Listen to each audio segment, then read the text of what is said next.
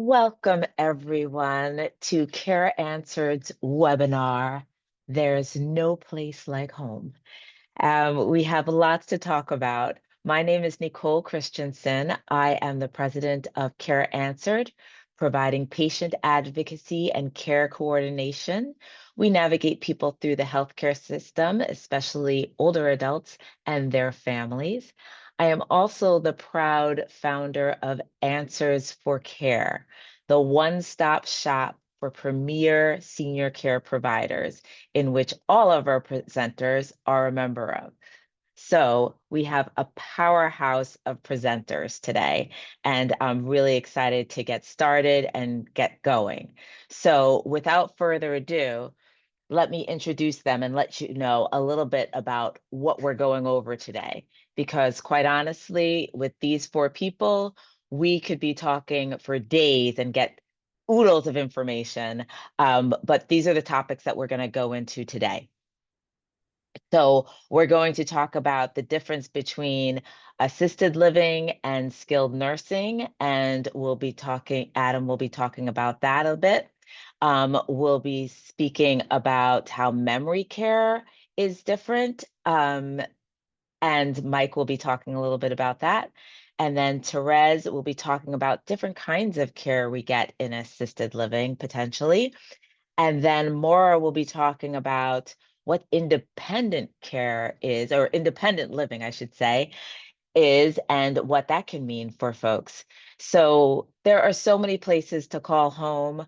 Um, I don't know about you, but even when people say, where are you from? I call my home where I grew up, right? And what they're asking is where I live now, right? So we have many different homes that we can call our own in our lifetime. And it suits different times. Different times are require different things from us, or different concerns we have, or just different things we like. So let's get down to it. So first, this is what you're seeing on your screen is Answers for Care, and these are the providers that we're talking about. So I'm going to start with Adam. He is at Senior Care Authority, Adam Flatow. He assists in finding the best senior living and care solutions. He, as you will see, is also a chairperson of the board of the Alzheimer's Association, a board member of GPNY, franchisee of the year, and so many different things. And Lyad works with that.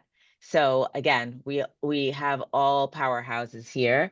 So let me go back so you can see all their beautiful faces and talk about Mike.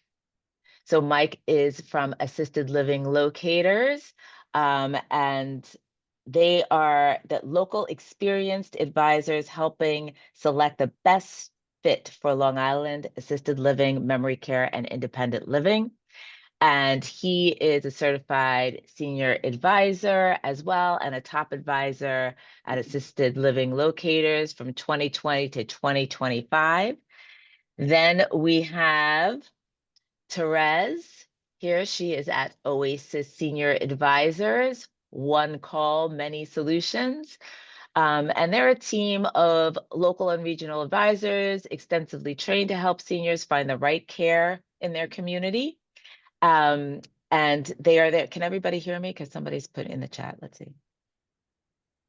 It doesn't pertain to New York only. I'm sorry, somebody put a question in there. I will go over that in just a second, Joe. And she is a founding member of the NAIPC in New York City, and president of Senior Umbrella Network. That's Therese Rodney. And then last but certainly not least is Maura of All Care Senior Advisors. Let them help you make the right decision without stress. And she is a certified dementia practitioner. So they have many, many accolades. We couldn't get into all of them, but I'm so excited to have them here with us. As far as the question in regard to, is this only New York? These folks here are, many of them are franchise owners. So there might be similar services all throughout the country.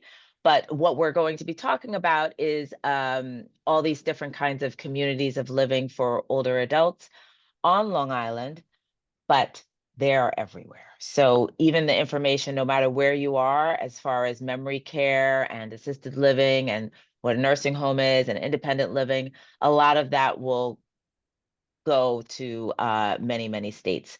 But we'll have the experts here tell you more about that. If there is everybody that's presenting, if there is nuances that would be very different in other states, if you could just mention that, that would be helpful for everyone here. Okay? All right, so take it away, Adam. He's going to talk a little bit about the differences between assisted living and a skilled nursing care facility or a nursing home, because they're very different. Thank you, Nicole, and thank you for everyone attending today. Had this question been posed to me 30 years ago, would be an extremely different answer. And quite frankly, 10 years ago would be an extremely different answer. The reason for that is that care in assisted living communities here in the state of New York, and this is, Joe, applicable to the state of New York, might not be the same in others, but care here in the state relative to what can be done in care capabilities here in New York for assisted living communities have grown exponentially. So it used to be where somebody who needed a substantial amount of care, whether that be physical or cognitive care, had to go to a skilled nursing facility. Okay, that is no longer the case. All right, we are lucky enough here in New York to have what is called enhanced licensed assisted living communities, which frankly can care for individuals all the way up to and through hospice with many, many specific care needs addressed to both cognitive and physical needs. There are very, very few reasons from a care standpoint as to why somebody would have to even consider a skilled nursing facility these days. That being said, one of the biggest reasons why somebody might go to a skilled nursing facility as opposed to an assisted living community might be finances. About 93% of the revenue generated from skilled nursing facilities comes from Medicaid. Okay. Here in New York, yes, we do have some Medicaid assisted living communities, but they're very few and far between, and their care capabilities are not what I was talking about earlier with the enhanced care needs. So those that are destitute, those that are approved for nursing home Medicaid might very well find a better solution for themselves in a nursing home than being able to look for an assisted living community. That being said, the differences between the nursing homes or skilled nursing facilities, and those are synonymous and interchangeable. The difference between skilled nursing facilities and assisted living communities is substantial as well. Right? The quality of life for somebody in an assisted living community is 99% of the time going to be one that is a little bit better, or maybe even far better than that in a nursing home. And that's largely because they are private pay situations. They have the ability to do a lot more within their roof than a skilled nursing facility can relative to the quality and care and activities and socialization of their residents. Okay. You're usually going to find a little bit more of an institutionalized feel in a skilled nursing facility than you will in a beautiful assisted living community. And that kind of emanates throughout the entire experience of living in an assisted living community. Those are the big differences. So we can, of course, get into very specific situations. And if there's any questions relative to that, I'd be happy to help.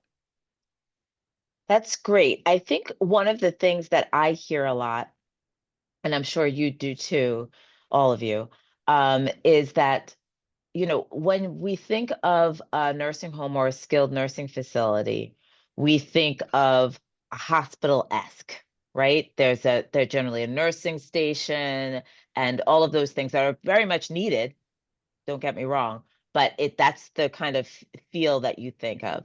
And when we think of assisted living, try to think of what first comes to my mind, being in this business so long, is a community.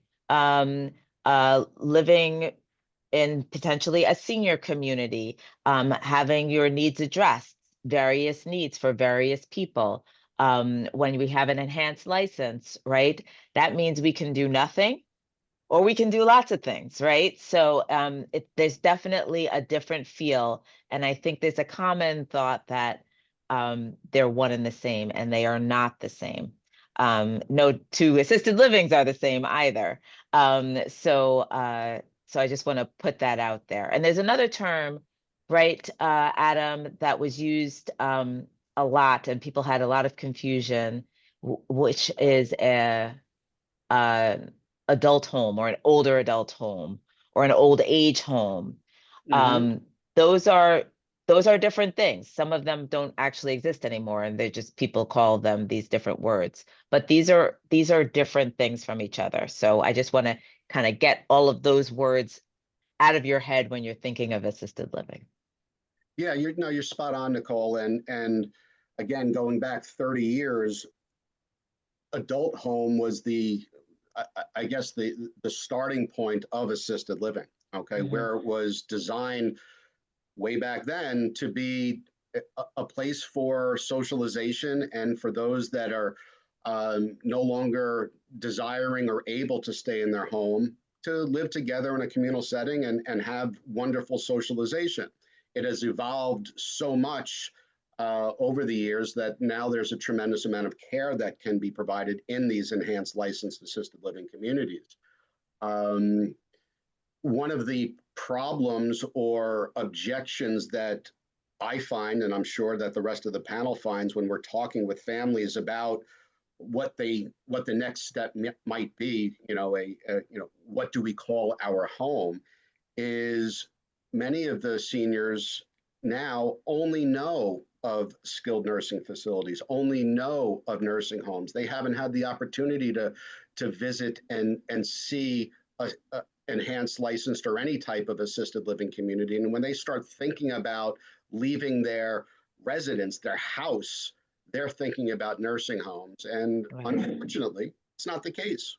So Yeah. this esteemed panel is here to educate and inform everybody that that is not the case. We are looking at wonderful, wonderful, as you said, Nicole, communities. Yeah, absolutely. Thank you so much, Adam. And so, Mike, can you tell us a little bit more about memory care? I can. I make one comment on assisted living versus long-term care facilities first. Adam is, of course, an expert in everything he said was completely correct. I'll add to it a little bit.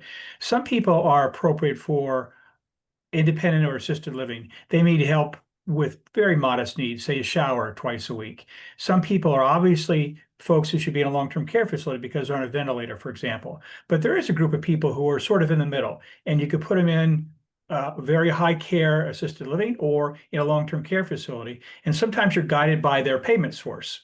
So people can pay privately. We would direct them, as Adam said, to assisted living and enhanced assisted living. But some people may have the same situation, but maybe on Medicaid. And they'd be on a different kind of Medicaid. They'd be for assisted living, but they'd be on Medicaid, and we need to direct them to a long-term care facility. So New York State does a pretty good job of taking care of folks. Sometimes you don't like where they put you, but there generally is care available. It's Medicaid has a couple of parts, and you can usually find care in one or the other. Right. And just one caveat to that, where they put you, we have choices. Nobody is putting anybody anywhere. So there are definite choices and options that are available for people with different means. I wish there was a bazillion options for everybody and every means. That is not true, but there's, as both Mike and Adam said, there's different living situations, and sometimes it's your house or your apartment. So all of those are options. But tell us more, Mike, about memory care. Memory care is assisted living for folks with dementia. Folks with dementia often have care needs that grow significant as the mind deteriorates, and that's really what dementia is. As the mind goes downhill, people need physical help. They need help sometimes with ambulation. Sometimes they can't remember or control toileting, swallowing, speech. Other things become difficult. And people with dementia sometimes wander. So memory care is a very specific section, often within an assisted living building, but a secure special section for folks with dementia. They would provide for their physical needs. The staff to resident ratio is higher typically than it would be in assisted living. The activities would be appropriate for folks with dementia. So a lot of music.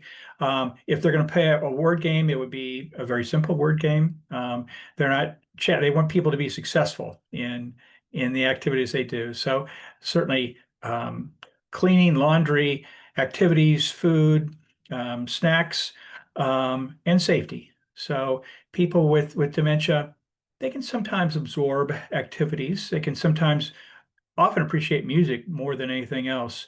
But they can feel comfort and care, and memory care is designed to do that. There are about 45 memory care programs on Long Island. Most are within assisted living buildings. There are 3 or 4 standalone memory care buildings. That's all they do. That's all they do is take care of people with dementia. Memory care, the cost on Long Island can range, but it's on a private pay basis. The average is around $10,000. There are a few places that are a little bit less expensive, but it's very pricey, and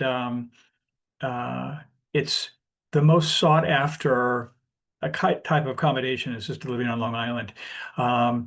The occupancy rate for assisted living is in many buildings is 95%. Some a little bit less, a little bit more, but most memory programs are full or nearly full. So my last several placements in memory care have been literally for the last bed. So if you think you'll need memory care for a loved one, it's often good to tour and place a deposit and get on a waiting list, because when you finally can't manage it at home or another setting anymore, you want to be able to get in fairly quickly. Yes, well done. And maybe Adam, you can talk about this as well, but I'm more than happy to as well. Because of dementia being such a kind of an epidemic, right? All over the nation, but in New York, when we were talking about the difference between assisted living and skilled nursing or nursing home or long-term care facility, there's also not a lot of beds that in locked units. And I say locked units because that's what they are, but it's for specifically for people that have an issue with wandering, right? So there are some people, and please chime in, but there are some people that actually have a diagnosis of dementia or cognitive decline that a memory unit in a specific place might not be what they need right now. So everything is different for every person. As they say, one person with dementia, one person with dementia, right? So the needs vary, and there's all of these plethora of services that they could be using. So thank you very much, Mike. Therese, can you tell us a little bit more of different kinds of care? Because we talked a little bit of this enhanced license. And what can that mean when you need assistance, not involving memory care, but when you need assistance in any of these kinds of assisted living communities? And thank you everybody for joining on, and thank you, Nicole, for inviting Oasis to be part of this. Another common type of care that's often maybe not considered as often is respite care. And that's really on a temporary basis, and it helps caregivers get sort of like a break, and that's really on a short-term needed basis. That's offered in assisted living, not in skilled nursing. I mean, it can happen, but it's rare in skilled nursing. But what it does, it allows a potential resident to have access to the community and the care and really experience what life could be like within that environment. But also it gives the family a chance to get away. I've worked with families in that capacity where maybe there's an event, and let's say memory care is a scenario, and a person's living with dementia and they cannot travel any longer, and the family is providing care in the home. Respite care in an assisted living setting is another type of care that one can receive. Another type of care that's also overlaid within the assisted living setting is hospice care. And so hospice can be brought in typically into enhanced assisted living, but also in an independent living setting as well. And this is for someone who is maybe experiencing end of life, and it's providing pain and symptom management, the emotional support, and they work hand in hand with that assisted living team that's part of the building and part of the services that the assisted living offers. So hospice is external, but it's brought together. Palliative care is another type of care that really is more about pain management and helping those with chronic care needs. So really, assisted living can become this setting that one can bring in all kinds of supportive services to help one age in place. You can move in an independent capacity, and over time, the needs can increase. And then if there's ever a point, there is planning towards, full end of life supportive services. Thank you, Therese. And it really does run the gamut. And community is a huge component of all of this. And if you spoke to me for more than 10 minutes, you know that I really believe for everybody, every person, doesn't matter what age, right? We start aging when we're born. We require community as human beings. And if the pandemic taught us nothing else, it should teach us that we need community, and isolation is really hard for all people, especially those who are older adults. It's scientifically based. It's really negatively impacting all of us in isolation or don't have community. So, but in that vein, all of these communities give that community, and finding the right one for you. These fabulous people on this panel are the ones that can help you find that. And there is something called independent living, which also has a component of community. So Maura, would you please talk to us about that? Yes, thank you, Nicole, so much for inviting me in to speak today. And thank you for everyone that is here listening to us. So independent living, sometimes people think of 55 and over communities. However, there is a particular type of community on the island and in the city where it's called independent living, but they act as assisted livings. And what I mean by that is they have services very similar to what assisted living will have. So they provide entertainment, they provide activities, there is, dining and meals, whether they're included or they're not included. Each community is a little different, but you still get that sense of community. Some people don't need any care, and some people potentially who maybe do not want to be in a nursing type facility want to be more in a home-like facility. If they need very high level of care, it could be an option for them as well, as long as you're bringing in outside services.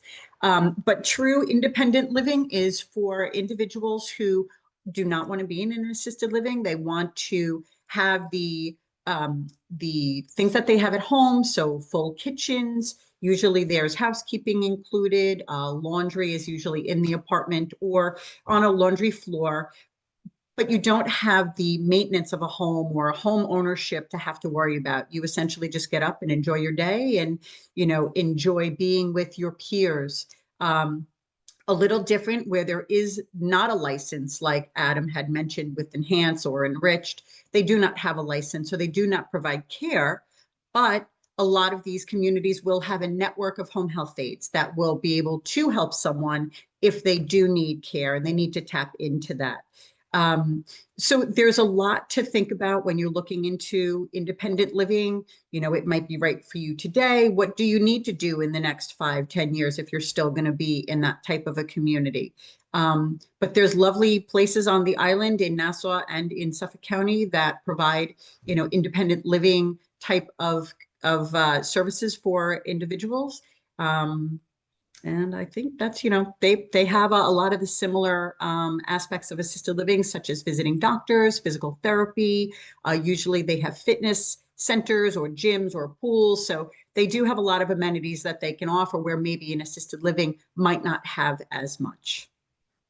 Absolutely. Some of them look to have malls inside them. Almost.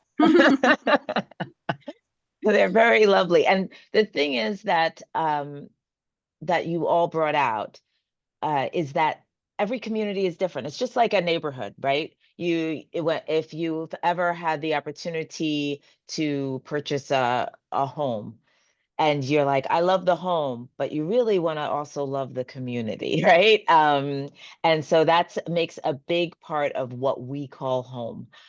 We're there, the people we love are there. That's what home is. But it's also your neighbors, right? Who is going to be your neighbors? What's going to be around? What's going to be to do? What impacts you? What are, you know, something that I might love, you might be like, I can do without that.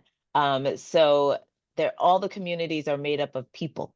So that's one of the things that makes them so different, even if they have the same, you know, logo attached to the community, right? So I'm sure we could swap stories. Does anybody have an interesting one about something that they did that was a particularly great fit for a client that they had, and what that looked like? I know you all have stories because you've shared them with me, so. Well, I don't do know. actually. Oh, sorry, Adam. Oh, thank you, Maura. Yeah, I wasn't going to, I don't know that it's a specific story, but to that end, I think all four of us, Maura, Therese, Mike, and myself, we have spent years seeing all of these different assisted living communities. And we know firsthand what the differences are, not just from a care capability standpoint, but from a personality standpoint. And you are correct. Each logo on that assisted living building means something, means a reputation. But each building, even ones with the same logo, as you said, Nicole, are very, very different from one another. Some will have more of a religious focus. Some will have more of a social and active focus. Others will be more docile and less vibrant of communities, which is fine for those that want it.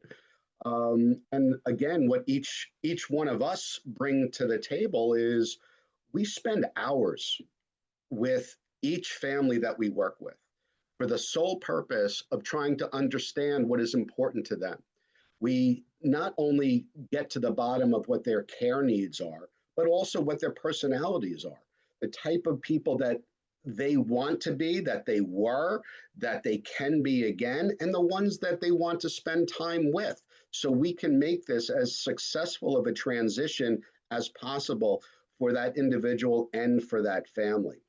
There are so many different pieces to this puzzle that come into play, and that's really where we all differentiate ourselves from phone books and from asking neighbors what works for you, because what works for Jane doesn't necessarily work for June, okay? And we all pride ourselves very much so on getting to the nitty gritty is what's going to be important for that specific person and that family. Absolutely. Maura, what were you going to share? I was going to tell just a quick story about a family was working with, but I have another point to make also. Just quick, I was working with a son. His father was a recliner chair jockey. That's all he did every day, watch TV. He did not want to do activities. He did not want to be around people. So there was a particular small home on the North Shore. As soon as we walked in, there were 5 recliners lined up in front of the chair. And he said, this is it. This is the perfect spot for my father. And his father did very, very well. So knowing these things, and when you're speaking with your family, again, you know, all of what we do, all of those small details that might not mean something really to the family can be a very big piece when it comes to placement. The other thing I was going to say is the individuals that we're working with that do move into assisted living, unfortunately, sometimes they feel like, and Adam might have mentioned this before, but I think it is important, they think that it's a nursing home. So it is very important for them to, even if it's video, even if family can come in and FaceTime or video the community, show that individual so that they're not nervous, they're not afraid as much about moving into these communities and really getting the education and really see what these communities are like. They are all about engagement and creating friendships and a social circle. They are not nursing homes, not even close. They're like parked cruise ships, honestly, you know, and most of them are beautiful, beautiful places, but you know, to actually get in there and to actually educate yourself and see what these communities are like is a really big step for people to overcome that anxiety of thinking that they're moving into a nursing home. Absolutely. And working with folks like yourself makes it much easier to overcome that anxiety. Because again, you all work with them so that you're trying to find, not every time can you catch lightning in a bottle, right? But you have all of this information so that the first of 3 places, I'm just making up a number, that they're seeing is not going to be way out of the what they would want. It's going to be closer and then maybe closer and then maybe closer, and there you got it. Or sometimes you hit it out of the park on the first try, but it's because you got all 4 of you develop that relationship and knowledge of that person. And so I often see, and maybe Therese and Mike, you can agree or disagree, but I've had situations in which the adult child or sibling, I was like, this place is beautiful, it's perfect, you know, but they're thinking about themselves and not the person that is potentially going to move into the community. They have a sweet little old house and they like their things their way, and they're showing them, you know, one of the ones that are like really really glitzy and glamorous and fabulous, but not their personality, right? So it's really important that everybody's part of it. But I've definitely seen that firsthand. I'm like, maybe for you, but not for the actual person who's moving. Therese, were you going to say something? Yeah, I tell families, you know, don't shop by the chandelier. So, you know, Very you good. walk into a place and it's absolutely beautiful as it should be, but this is a deeper, more emotional connection, right? And so my guidance to families is this is visceral. Like you feel it first.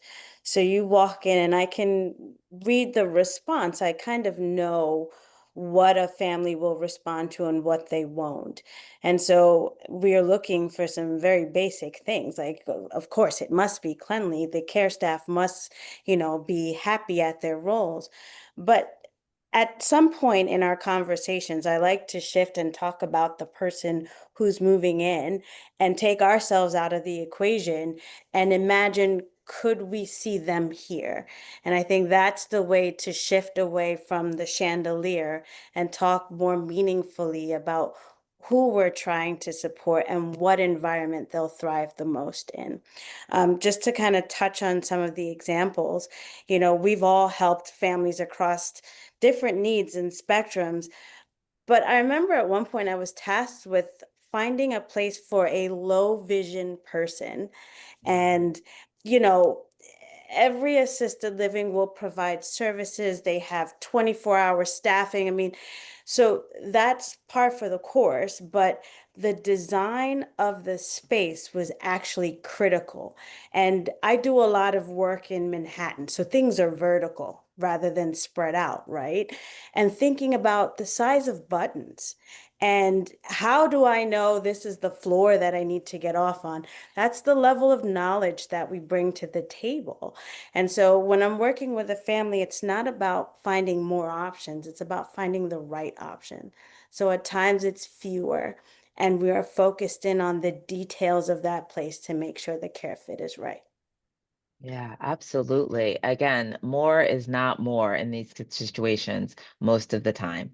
Finding the right one is really the deal because it's hard. Moving is hard no matter what point in your life. So, Mike, did you have something to add? So the special situation that we run into sometimes in memory care is that one part of a couple will have dementia and it'll be consequential, and the other will not. And how do you manage that? Um, Sometimes the person with dementia just is placed in a memory care unit, and the person without dementia visits from home. So that's how it's sometimes handled. Sometimes, under certain circumstances, the couple can live together in assisted living. Now, if the dementia is consequential or the person is wander risk, they can't do that. But if the person is not a wander risk and they're guided by their spouse who doesn't have dementia, sometimes they can live in assisted living together, even though one party has dementia. Um, Something I've done recently, more than once actually, is take a couple, one has dementia, the other doesn't, and place them both inside a dementia unit. The party without dementia can come and go, and the person with dementia always has care built in. So if the same couple was in assisted living and the person without dementia wanted to go out and get their hair done or go to the doctor, who takes care of the person with dementia? That's an issue. If they're already in a dementia unit, the person without dementia can come and go, and they still go back for meals, perhaps they go back to sleep, so they're together. Um, the reality is most people in dementia are widows or widowers. So it doesn't come up every day, but it does come up.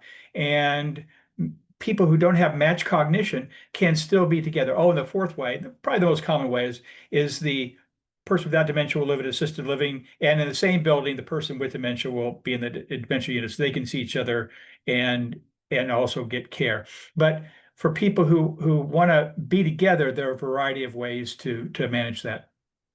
Yeah, that's great. I think what we all do is we're solution finders, right? And you four really are great at it when it comes to finding appropriate living and care. So I appreciate it. Does anybody have any questions? You can take yourself off mute if you'd like to just ask them. Well, Nicole, one thing that I just wanted to add, Mhm. and this is going to be the same for all four of us. Not only do we meet with each and every family member or each and every family and go into exorbitant detail as to what's going to be important to them, but we also hold their hand and accompany them on the tours of these various communities. So they're not going in on their own. They have us to be with them, to give them that true third party, independent voice and ears. So we can kind of sift through some of the uh, messaging being provided by the community and make sure that the family is fully understanding what the reality of a specific situation is. So we're always there to advise. And all of this, everything that we're doing for all four of us is no cost to the families. We all get compensated by the assisted living communities. And I'd venture to say that all of us work with, if not 100%, 95% of all of the communities here in Long Island, and in Therese's case, the boroughs in Manhattan to some extent. Am I correct there, Therese? I don't want to misspeak about your territory. Yeah. Yeah, I come from the opposite end of the Right. New York world. So I'm coming from Manhattan, but into Long Island as well. And but I think everything that you said is absolutely true, right? We're here together with our clients to support them. Thank you. Thank you for adding that because that's important. Joe has a question. Joe has a question. Yep.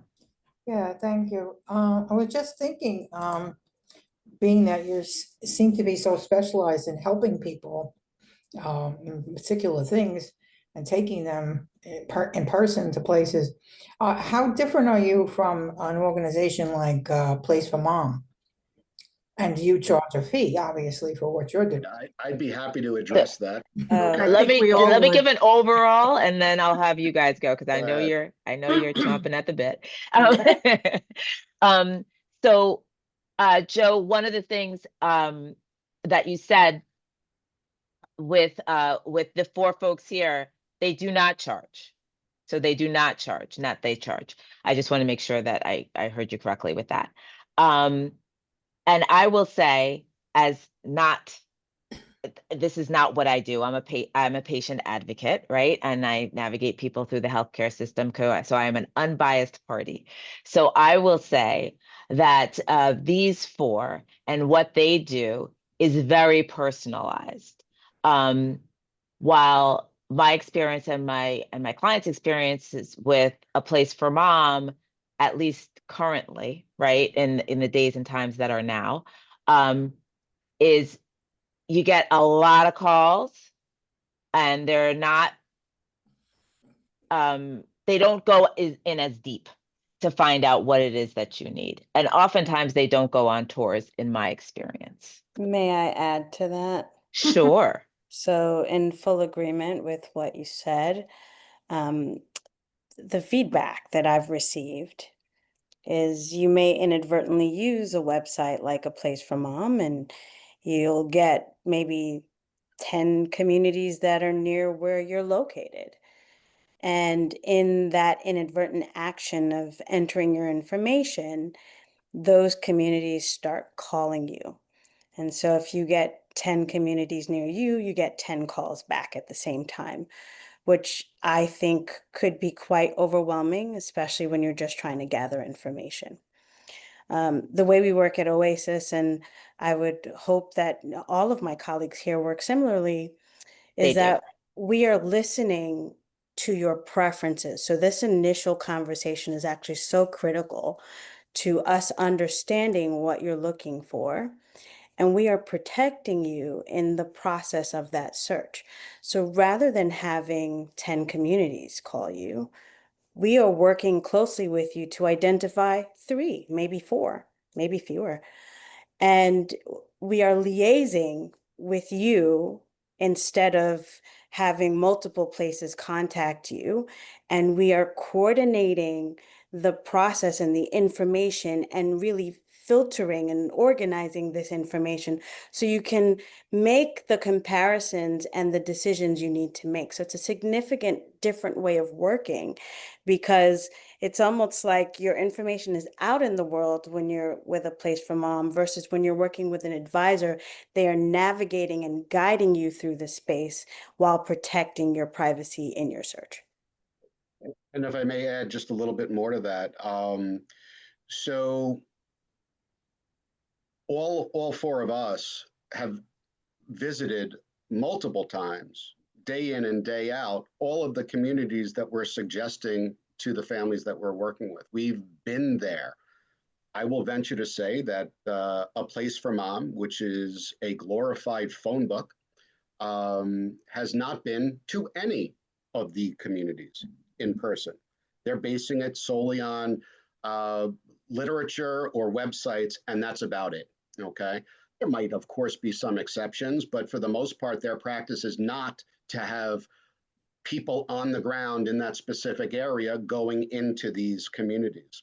When it comes time for A Place for Mom to make suggestions to families, they will only suggest the ones that they have contracts with, which on a national basis is less than 50% of all of the available options for assisted living. So it's almost never going to be a conclusive list of viable options. I think So- if Nicole, if you don't mind, just like to add quick, I think something else when you have an advisor who's working with you, to Teresa's point, you're really only dealing with that one advisor. We're protecting you from getting bombarded in phone calls. In addition, once that person, whoever that person is, has transitioned into the community, we continue to speak with you and support you, because it is a big transition. It is emotional. There's a lot that happens. So we want to make sure that the person that's moving into the community, as well as the family who is moving that person into the community, everybody's being supported, because there is tweaks that has to happen when someone moves into the community. The community does not know that person, and that person does not know the community. So everybody is, the first 30, 60 days, they're all learning each other. They're learning their day-to-day and how what time do they get up and what they like and they don't like. So that takes a little time, but the family also who is getting calls from the community, or maybe their loved one is saying that they want to go home, we're there to continue to support you and the person that has moved into the community. We're a place for mom, and not looking to bash, but just as far as information is concerned, a place for mom does not continue with you once that person has moved into the community. So where we continue to work with you for as long as you need us as support, which is important. So yes, we have very passionate and knowledgeable folks here, and I'm very proud to call them my colleagues. But was there any other question, Joe? Well, Did we answer your question, first of all? Yes, yes, thank you Okay. very much. I also just recently found out something. I think they're called aging care managers, some kind of association which was doing some of the things you were saying at the end, more about staying with you when you're in the place and checking up on. I think it's more for, it sounded like it was more for children of aging adults that were perhaps in other states that needed somebody to watch over them because they couldn't go there all the time. And they get paid for that. You can do an initial consultation with them just so they can address perhaps what you exactly need. And then you go on, they can make some suggestions, you can go on from there, but you have to pay them a fee. Right. That sounds like a geriatric care manager, which that is a geriatric care manager can do very different things. As a patient advocate, people often ask me if I'm a geriatric care manager. I am not, but do I do some of the similar things? Yes. So it kind of depends, because there's so many different wonderful services that are available for older adults and families to get the care that's truly needed, and they all have a place. But it's a little different. A geriatric care manager could be indeed with them for the rest of their lives, making sure there's feet on the ground, and if they're in the hospital, potentially going to the hospital with them if something happens. That's a little different than these folks here, right? Because although they are there to support, they're not there to be a geriatric care manager. Well, I'm in Brooklyn, New York, and this is where I grew up. My husband Nice. and I retired to Myrtle Beach about 16 years ago when we retired. We have no children. I'm an only child. He has a previous marriage with children that he doesn't speak to. But in any event, as he got sicker, we ended up coming back here because they erroneously started diagnosing him with TIAs, which we found out that he wasn't really having. And we thought he wouldn't be able to drive, and I don't drive. So I said, let me get the hell back here to New York. Let's go back to New York. That's what I tell everybody. Move him around, and unfortunately I lost him in March of this year. I'm so sorry. So now I'm here all by myself. All my old friends have moved away and retired and went other places. And I only have one cousin who lives in Buffalo. She wants me to move to Buffalo, but I don't want to go to Buffalo. I want to go someplace warm. So I've been reaching out to places in Florida because I had a condo once in Kings Point down in Delray Beach, which I really liked, because I don't drive. So it's more metropolitan down there. Yeah. Buffalo was so rural. It's unbelievable. It's like living in the woods because I'm from the city. So But I'm finding now I get also calls from realtors and things, do you want to buy? What are you looking for? And I just found out this very strange thing there, because I don't want to buy. I just want to rent Mhm. something. And now they have some kind of a thing where they get a percentage of the month's rent and they share it with the other broker. I mean, it's the strangest things that I'm learning that exist out there that I was never aware of. And then There's a lot of stuff. There's a lot of stuff. there's so And much maybe stuff. there is a lot of stuff. Anytime you move, right? There's a lot of moving parts going on, and there's been changes in real estate and who gets paid, and so even when you're renting. So it might be interesting. Do Oasis or any three of you, not more because you're independent, right? But you may have folks that you can speak to. Joe, you can reach out to them and see if they have people that can help in where you want to be in Yeah. Florida. We have Florida covered tip to tip, believe me, with some experts in Delray, Boynton, Fort Lauderdale area, the East Coast, the West Coast, you name it. Florida's a hotbed for this type of conversation, Joe. Yeah. Yeah, I was also told, I don't know that this only applies to Florida, but I think it applies to most of the states from what you've been saying as well, is that most of because I'm looking for starting hopefully with independent living, but most of the independent living places are, like you said, geared up for assisted living. What's going on? Okay, thank you, Mike. Say again, Joe. They're all already, the independent living facilities are already set up for the assisted living if you need that, or you need to bring it in, or they have agencies that they can bring in, because I have long-term care insurance. Good. So, It's good for you. Yeah. For that, I mean, and I would add, so yes, true for some of those independent living places that you can age in place, and assisted living as well. We are also in Florida, but we are in many other states. And so just earlier today, I was talking to someone from Hilton Head, and wanting to come back to New York. So in the reverse. have a condo they can buy. Well, there There you you go. See, go. look, that's There you how go. the magic We're happens. brokering Maybe this is- deals right now. That's the perfect day. But I'm actually based in Brooklyn as well. So, if that's helpful to you, I'm not far. And Joe, relative to your long-term care insurance, first of all, kudos to you for buying that. But keep in mind, when you are looking for a potential next step, independent living, okay, is not compensated. Your long-term care insurance is not going to help you in an independent living community. Now, if you wanted to go and get private caregivers while living in the independent living community, it might help you to that. Yeah, I was under the impression that I would have to hire on my own from the list they give me. Right, but the point I'm making is if you decide to choose an assisted living community, and by the way, just because it's called an assisted living community does not mean that everybody in that community, all of the residents, need assistance. There are Right, many. but they're more expensive. No, they are not necessarily more expensive. In many cases, they're less expensive. At least here in New York. I'm not comfortable in sharing what's going on in Florida, but what I'm getting at is you can live in an assisted living community and be independent and not take on any care assistance from the community itself, okay?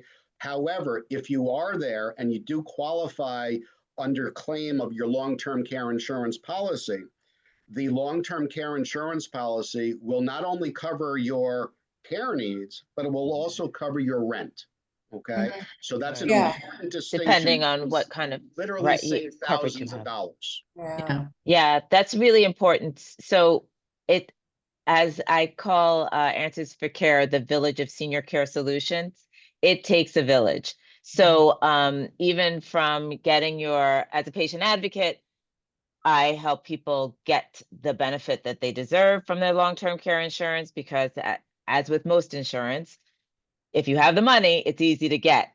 not so easy to get the benefit. So there's lots of different things you have to check off to be even eligible to get it. So there's assistance there. I've worked with clients all over the country for that. But just know you have options, but make sure you know what they are before you choose them. You know what I'm saying?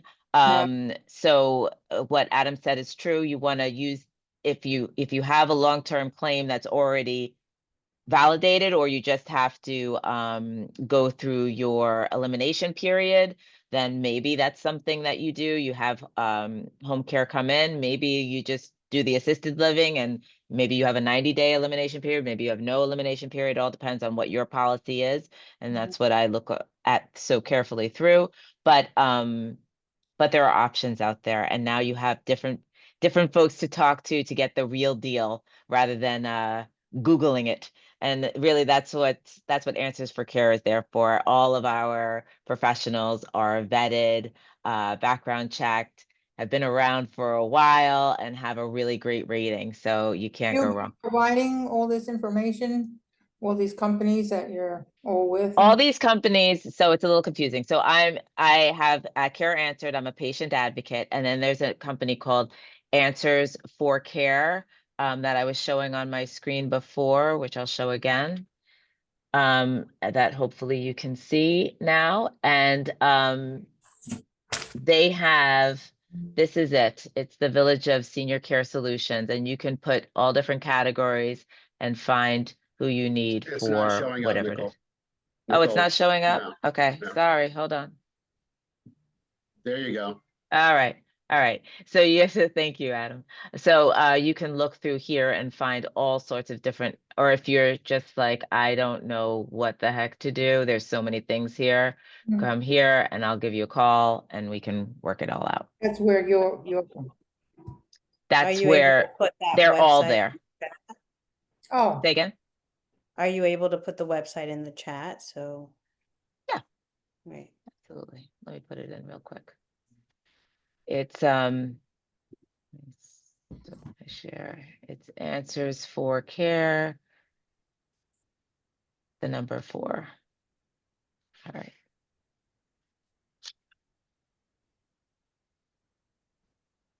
I mean, I was in Buffalo in September. My cousin took me around and I saw everything.